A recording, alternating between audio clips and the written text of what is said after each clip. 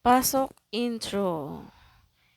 So, yun nga guys, for today's video, magluluto tayo ng laing sa gata. At ayan nga, pinakuluan ko na yung gata sa kawali. Ayan, nilagyan ko na ng mga panimpla.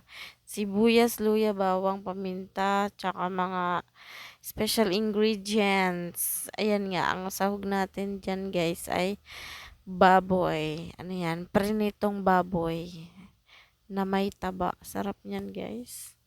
Ayan, ang gagawin nyo nga lang ay papakuluin nyo lang yung ating gata. Ayan yung ginata natin kanina. Hindi ko na ipinakita sa ating video.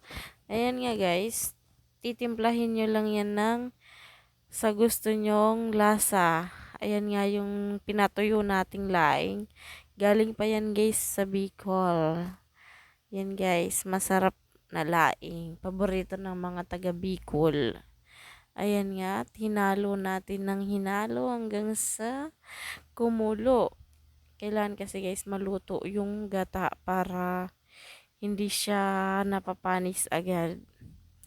At ayan nga, habang kumukulo ang ating mainit na gata, ay kailangan natin ilagay na yung tuyong laing. Ayan guys. Mas masarap kasi pagka pinatuyo mo ng husto yung yung laing niya, yung mga dahon. At ginupit-gupit mo na, tapos pinatuyo sa mainit na sikat ng araw.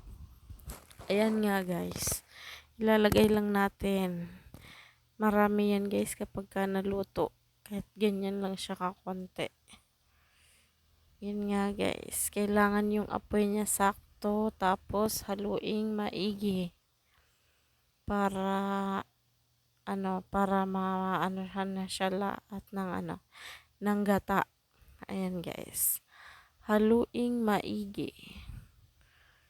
Ayan nga guys. Sabi ng matatanda, kapag nasobrahan mo daw ng halo yung niluluto mong laing, makatisa sa dila.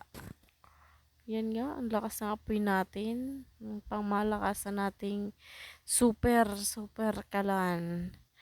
Yan nga guys, mukhang nakakagutom habang binu-voice over ko tong niluluto nating laing na may gata. So, yun. Antayin lang natin kumulo ng kumulo para maluto. Tsaka maano yung gata niya. Sipsipin ng laing. Yan guys. Mamaya titikman ulit natin yan. Medyo natuyo na siya guys. Pinatuyo na natin yung gata. Kasi dadagdagan natin ng yung purong gata. Yung pinakaunang ginata natin kanina. Yung mainit na tubig. Tapos natin. Ginata. Mas masarap kasi pagka yung puro ang gata sa panghuli nilalagay. Yun guys. Ang sarap niyan. Tapos, hahaluin natin hanggang sa maluto. Ang laing guys, kailangan siya. Yung pagka niluto mo ba, yung ang tawag dito, yung nagmamanti-mantika kapag kaluto na, ibig sabihin nun, lutong-luto na siya guys. At pwede nang kainin. Tapos, syempre, nilagyan din natin ng siling green, tsaka yung kulay pula. Yun lang guys. Thank you for watching. Bye-bye. Like, share, comment, and subscribe. Bye.